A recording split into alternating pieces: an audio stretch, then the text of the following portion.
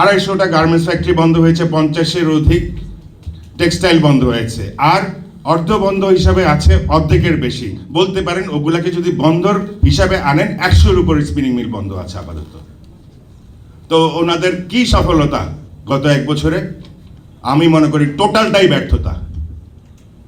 আর কত বলবো, উত্তেজিত হয়ে যাচ্ছি আমি। I believe you are referring to mister Bashir.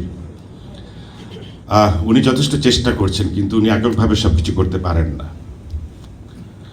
আপনার প্রথমে দেখেন আত্মঘাতী একটা সিদ্ধান্ত হয়েছিল যে তুলার উপরে ডিউটি। আরে আমরা মনে হয় যেন ইন্ডিয়ার সুতা প্রমোট করতেছি তুলার উপরে ডিউটি দিয়া। ডিউটি দিলে আপনি সুতার উপরে দিবেন যাতে তুলা এনে আমি এটা এখানে প্রোডাকশন করতে পারি। জিনিসটা উল্টা হইল না। এটাকে আন্ডু করতে আমাদের প্রচুর শ্রম দিতে হয়েছে, আপনাদের সামনে শরণাপন্ন হতে হয়েছে, এরকমই ফোরাম করতে হয়েছে। তারপরে আসেন এখনও 12% কর্পোরেট ট্যাক্স, এটাকে 37 করে দেওয়া হলো। একটা মানে সিঙ্কিং বোর্ড, সে আবার বাড়তি ট্যাক্স, এটা এখনও বহাল আছে।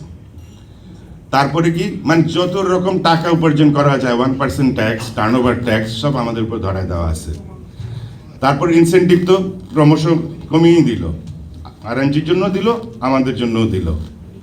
তো সিদ্ধান্তগুলোকে আত্মঘাতী সিদ্ধান্ত হচ্ছে না? কই ওনারা তো ফ্যাক্টরির জন্ম দিতে পারে না, বন্ধ করতে পেরেছে। 250টা গার্মেন্টস ফ্যাক্টরি বন্ধ হয়েছে, 50-এর অধিক টেক্সটাইল বন্ধ হয়েছে, আর অর্ধ বন্ধ হিসাবে আছে অর্ধেকের বেশি। বলতে পারেন ওগুলাকে যদি বন্ধর হিসাবে আনেন 100-এর উপরে স্পিনিং মিল বন্ধ আছে আপাতত। তো ওনাদের কি সফলতা গত 1 বছরে? আমি মনে করি টোটালটাই ব্যর্থতা। আর কত বলবো, উত্তেজিত হয়ে যাচ্ছি।